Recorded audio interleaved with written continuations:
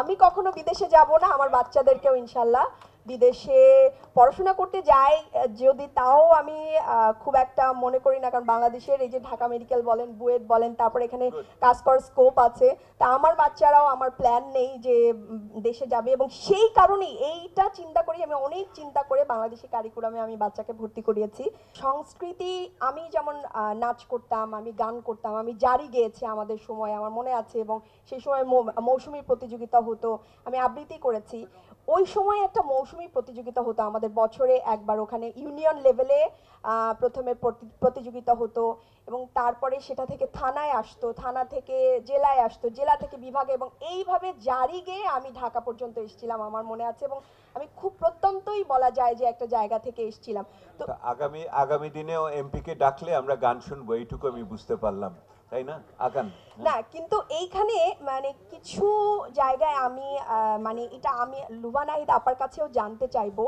যে ধরেন আমার সংস্কৃতি নিয়ে আগ্রহ আছে, যেমন আমি আমার বাচ্চাকে, বড় বাচ্চাটা মোটেই সংস্কৃতির ব্যাপারে আগ্রহ নয়, সে গল্প কবিতা এগুলো বলে, কিন্তু আমার ছোট বাচ্চাটা আমাকে বেশ অভিযোগ করেই বলেছেন যে মামনি, আমি গান না গাইলে আমার মানে ক্লাসে যারা নাচ গান করে তাদের বেশি মূল্যায়িত, মানে মূল্যায়ন করা হয়। এইটার ব্যাপারে এখন সব বাচ্চা তো গান শেখার প্রতি আগ্রহী হবে না। তো এই জায়গায় মূল্যায়নটা কিভাবে নির্ধারিত হবে, এইটা আমি যারা এই বিষয়ে এক্সপার্ট তাদের কাছে জানতে চাইবো, যে যেই বাচ্চা গানে না, যেই বাচ্চা বক্তৃতা দিতে চাইবে, যেই বাচ্চা আবৃত্তি করতে চাইবে, এবং গানের ব্যাপারে ধর্মীয় কিছু রেস্ট্রিকশনও আছে, এইখানে মূল্যায়নটা সমানভাবে কিভাবে হবে, এইটা আমি লুভা নাহিদ আমাকে একটু দৃষ্টি আকর্ষণ করব। এছাড়া আমার যে যে প্রশ্ন ছিল, এর মধ্যে মন্ত্রী মহোদয় খুবই আশার বাণী দিয়ে গেছেন। আমি রাজনৈতিক প্রভাবমুক্ত শিক্ষা ব্যবস্থা নিয়ে বলতে চেয়েছিলাম, হোয়াইট পেপার অ্যানালাইসিস নিয়ে আপনাকে বলেছি, আর হচ্ছে অবহেলিত এলাকাগুলোকে ডাটা অ্যানালাইসিস করে কাঠামোর গত উন্নয়ন করার ব্যাপারে একটা, এটাও আমরা মানে যেই এলাকাগুলো আসলেই যেখানে রেগুলার ফ্যান খুলে শিক্ষকদের আসতে হয় এবং যেতে হয়, তো এই জায়গায় কি কি ভূমিকা আছে, এটা নিয়েও আমার একটা কনসার্ন ছিল। বিভাজিত শিক্ষা ব্যবস্থা নিয়ে অনেকে বলেছেন,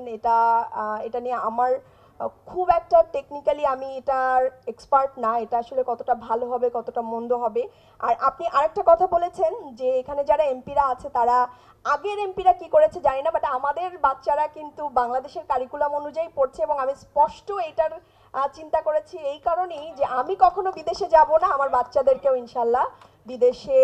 পড়াশোনা করতে যাই, যদি তাও আমি